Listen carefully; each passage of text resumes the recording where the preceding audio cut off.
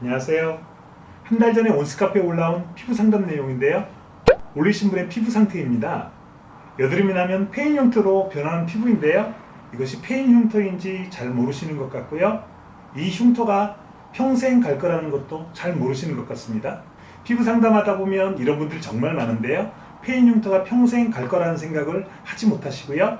또 나중에 레이저 받으면 되겠지 하는 안이한 생각을 하시는 분들이 대부분이더라고요. 근데 페인 흉터는 레이저로 복원 안 됩니다. 10대, 20대 여드름 흉터가 생기면 그 흉터가 평생 가는데 그 손해는 정말 큽니다. 간단히 설명하면 똑같은 조건에서 여드름 흉터가 있는 상태에서 소개팅하는 것과 여드름 흉터가 없는 상태에서 소개팅하는 것의 차이가 평생 반복된다고 보시면 될 것 같습니다. 네이버에 여드름 치료라고 검색했을 때 크게 먹는 약, 바르는 약, 그리고 레이저 치료에 대한 이야기인데요. pH 조절제의 경우 임산부나 성장기에 있는 청소년에게는 위험합니다. 근데 pH 조절제를 먹는다고 해서 여드름이 멈추는 것은 아니고요. 먹을 때만 멈춰지게 됩니다. pH 조절제를 끊으면 다시 나고요.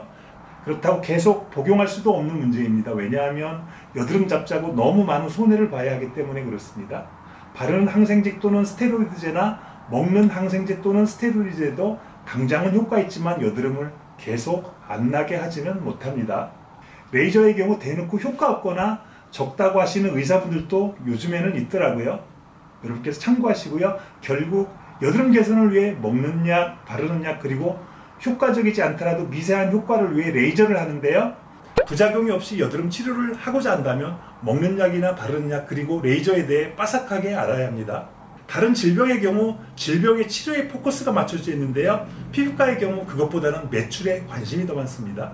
그래서 별도의 상담실장이 있어서 고가의 티켓팅으로 지갑을 터는 것이 현실입니다.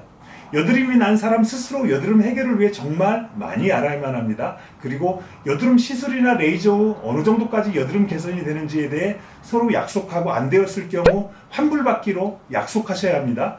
효과가 나타나지 않는 경우 전문적인 용어를 섞어가면서 요리조리 회피하는 발언에 속수무책으로 당하기 때문입니다.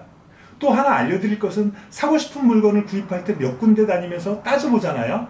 몇십만 원에서 100만 원이 넘는 레이저 시술을 받으려고 하는데 한두 군데 가고 끝인 경우가 많습니다. 여러 군데 가셔야 합니다. 여러 군데 가다 보면 짧은 시간 안에 여드름에 관한 지식과 치료 방법을 스스로 쉽게 터득할 수 있습니다. 여기까지 피부과 이용 방법이었습니다. 참고하시고요. 오늘 제가 이 영상을 올리는 가장 핵심적인 내용은 첫째, 여드름 페인 흉터를 레이저가 해결하지 못한다이고요. 둘째, 여드름이 나는 사람과 여드름이 나지 않은 사람은 구분되어 있습니다. 여드름이 나는 경우라면 페인 흉터가 안 되도록 스스로 관리하는 것이 정말 필요합니다. 그러려면 여드름이 염증성으로 변해서 익었을 때 스스로 압출하고 스팟 관리해야 하는데요. 이분의 경우처럼 페인 흉터로 남는 여드름의 경우에는 익었을 때 끝이 노랗게 되지 않습니다. 즉 짜기 쉬운 여드름이 아니고요. 넓고 붉은 여드름입니다. 붉은 여드름이 검붉게 변했을 때 압출을 해야 하는데 그것이 쉽지는 않습니다. 또한 넓고 깊게 된 여드름이라서 여드름 압출기나 손으로 압출하면 오히려 염증만 더 키울 수 있습니다. 이 영상에 나온 것처럼 일자나 십자로 절개해서 압출하고 스팟 관리해야 합니다. 염증성 여드름으로 고생하시는 분들이 압출을 잘못해서 페인 흉터를 더 키우는 경우가 정말 많이 있는데요. 또 여드름 관리에 좀 신경 쓰시는 분들은 자기가 압출을 못하니까 피부과 부속 피부관리실이나 일반 관리실에서 압출을 하는데요. 이곳에서 익지 않은 여드름이나 좁쌀까지 모두 압출해줍니다. 이런 경우 피부 전체를 무더기로 만들어 놓는데요. 이 경우 전체 피부에 무리가 가서 피부가 민감해지고 약해지는 결과를 초래합니다. 또한 여드름이 날 때마다 피부관리실 가기란 정말 어렵습니다. 그래서 어렵고 힘들더라도 스스로 압출과 스팟 관리에 도사가 되어야 합니다. 그럼 이분이 적으신 내용을 체크해 보겠습니다. 아침 루틴하고 저녁 루틴인데요. 스킨 로션과 크림을 바르고 있습니다. 이분 피부를 보면 페인 흉터 이전에 피부가 붉고 민감합니다. 피부가 민감한 것을 잡고 그 다음에 여드름을 잡는 것이 순서입니다. 페인 흉터가 생기고 나서 복원은 안 되지만 페인 곳을 약간이나마 차오르게 하기 위해 레이저나 MTS 시술을 받게 될 가능성이 있고요. 또한 pH 조절제 복용도 할 수 있는데요. 민감하고 붉은 상태에서 레이저나 pH 조절제 복용하면 피부가 더 민감해져서 여드름 효과 보기가 정말 어렵습니다. 그래서 화장품이 진정과 보습 역할에 좀 더 맞춰줘야 합니다.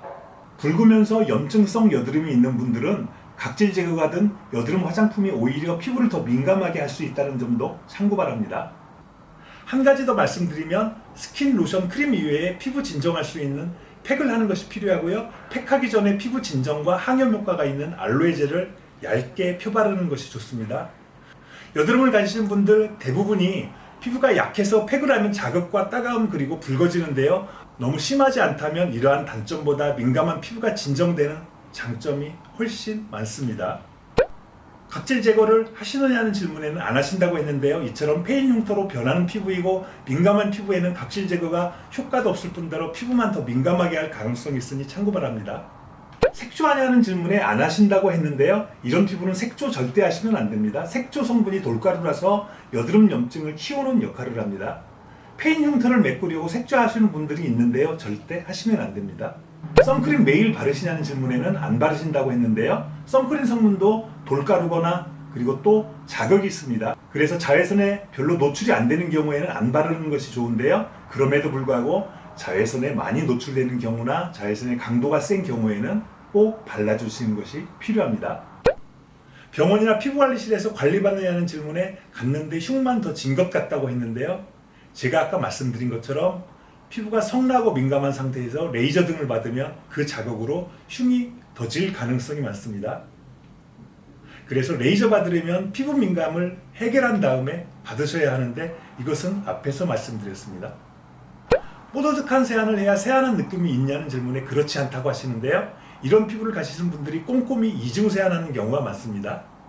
이럴 경우 깨끗이 닦아서 여드름 균등을 없애는 장점보다는요. 피부에 마찰과 자극을 주어 여드름을 더 악화시키는 단점이 더 많다는 것을 강조드리고 싶습니다. 이렇게 여드름이 나면 페인 흉터가 되는 분들이 어떻게 관리해야 하는지 짚어드렸는데요. 좀 더 자세한 답변을 듣고 싶은 분들은 네이버 카페 온라인 스킨케어에서 피부 상담을 받으시면 좋습니다. 오늘은 여기까지고요. 도움되셨다면 구독과 좋아요 부탁드립니다. 감사합니다.